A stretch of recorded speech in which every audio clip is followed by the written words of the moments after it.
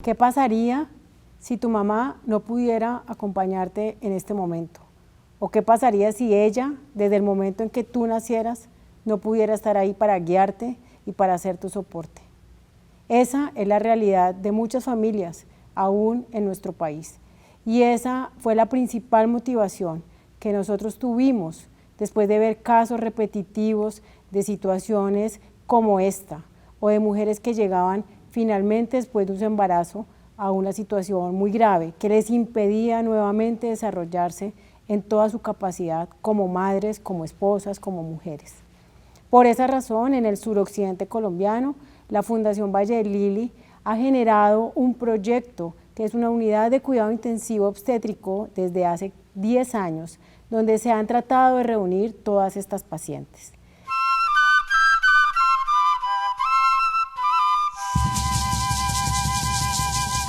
Decidimos hacer una apuesta diferente y nos volcamos a tratar de identificar aquellas zonas rurales donde la situación estaba aún muy difícil.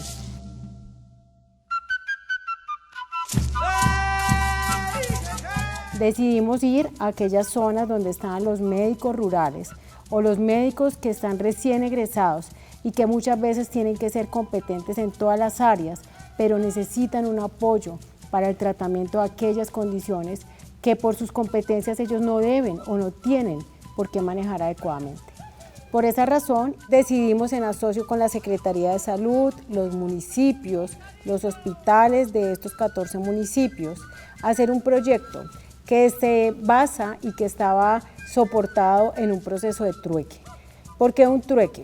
La Fundación Valle de Lili aportaba la educación, aportaba un acompañamiento permanente a los equipos para fortalecer las competencias en el manejo de las emergencias obstétricas, para fortalecer el manejo de los pacientes neonatos, de los niños recién nacidos que tenían alguna complicación, o para poder acompañar a los hospitales en mejorar la infraestructura, en mejorar los recursos que ellos necesitaban.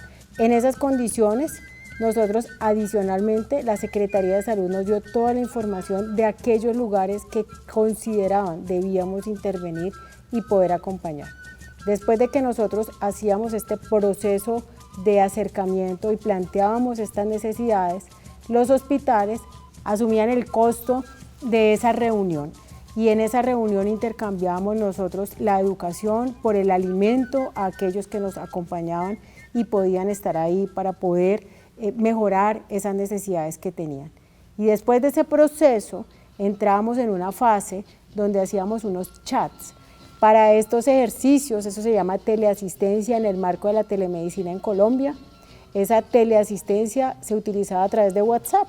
A través de esa aplicación móvil generábamos una red y cada uno de los médicos que participaba en ella no solamente se comprometía a que se utilizara para enviar información y solicitar ayuda, sino que muchas veces utilizábamos el video para poder ver nosotros las circunstancias en las cuales ellos estaban inmiscuidos. Y en aquellos municipios y hospitales que tenían una posibilidad mayor, arrancábamos un proceso formal de telemedicina. La telemedicina entre hospitales se conoce como teleexperticia. Lo que hace es que pone un médico con una especialidad mayor a acompañar un médico que tiene probablemente sea un médico general o no tenga una especialidad del mismo rango. Lo que hacíamos era mejorar la comunicación entre los equipos. En ese sistema de habilitación podemos tener una transmisión de imágenes en vivo, tenemos la capacidad de indicar formulación de medicamentos para que se utilicen en el otro hospital. ¿Quiénes hacíamos ese proceso? Desde la Fundación Valle de Lili, 6 ginecólogos especialistas en medicina crítica y cuidado intensivo, acompañados por 4 auxiliares. Estas auxiliares reciben las llamadas de manera permanente 24 horas o reciben la información que se reporta en esos chats y a través de esa información permanente nosotros estamos en comunicación 24 horas, 7 días a la semana. Los médicos de los hospitales que nos acompañan son médicos que son de hospitales de nivel 2 o de nivel 1 o de centros de salud. Y además de eso nos acompañaban sus enfermeras y nos acompañaban las auxiliares que estaban al lado de esos médicos.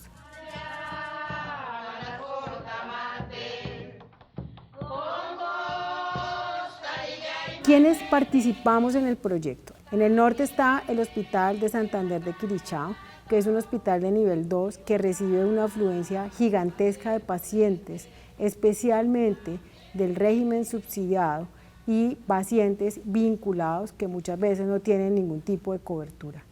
Y a partir de ahí fuimos en diferentes áreas. Fuimos hacia el área de Puerto Tejada, Villarrica y Padilla, donde tenemos un grupo de pacientes que son muy especiales porque se concentra la población afro del norte del Cauca. Ahí en Puerto Tejada logramos hacer nuestro segundo punto de telemedicina.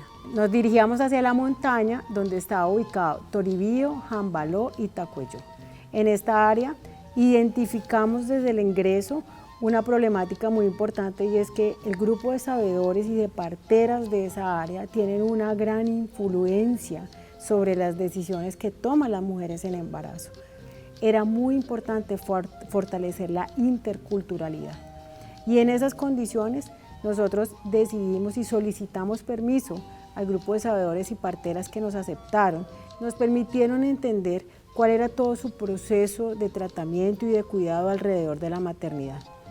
A raíz de esa aceptación que ellos nos dieron, la comunidad y las mujeres en embarazo creyeron en nosotros.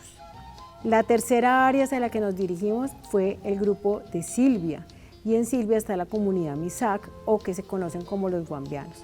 Y ahí tuvimos que hacer todo un proceso de acercamiento al cabildo indígena. A través de esa presentación a los taitas, nosotros pudimos mostrarles que lo hacíamos desde una perspectiva de respeto. Tuvimos un acercamiento con el grupo de partería y entendimos la razón por la cual las mujeres del área rural no quieren ser trasladadas a las ciudades capitales. Ellas quieren vivir su maternidad como lo han venido heredando desde hace mucho tiempo. Y la otra zona que nosotros decidimos hacer el inicio de la cobertura era Suárez, Buenos Aires, Timba, que son áreas rurales que remitían con mucha frecuencia a la ciudad de Santander de Quilichao o a Cali. Y a partir de ese conocimiento y ese acercamiento con todas esas zonas, ¿qué logramos? Logramos reducción a cero de la muerte materna, reducción del número de niños que fallecían durante los procesos de parto. Disminuimos en toda la región alrededor de 100 eventos que se conocen como morbilidad materna extrema. Disminuyeron las complicaciones y la inversión de recursos como las transfusiones sanguíneas en este grupo de pacientes. Mejoramos la atención de partos de las pacientes que se encontraban en condiciones difíciles al momento de este proceso que sucedía.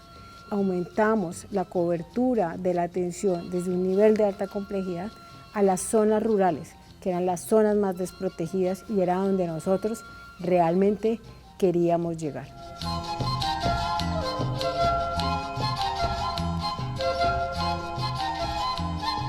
Toda esta información la puedo resumir en una historia final, en la historia de una mujer que en el Hospital de Santander de Quilichao, siendo enfermera, hace un colapso frente a la estación de telemedicina. Y al hacer ese colapso, con 24 semanas de embarazo, lo primero que hacemos es comunicarnos desde acá. Ella tuvo una ruptura de una malformación arteriovenosa en su cabeza. Y los tiempos de intervención en ese tipo de condiciones son tan cortos que ella llegó aquí en el punto límite. La diferencia era que sabíamos que venía, que sabíamos que le estaban haciendo al otro lado, que cuando llegó aquí teníamos todo preparado, un quirófano, un neurocirujano, una unidad de cuidado intensivo. Ella finalmente, a las 37 semanas, fue llevada a una cesárea, se recuperó, está con su bebé. Entonces, lo que hoy quisiéramos llevar a la reflexión es qué pasa en las zonas rurales cuando su mamá no está, qué pasa en el campo cuando no tenemos a esas personas para guiar a los niños. Bueno, creemos que con la telemedicina hoy en día podríamos darle una oportunidad diferente al campo. Muchas gracias.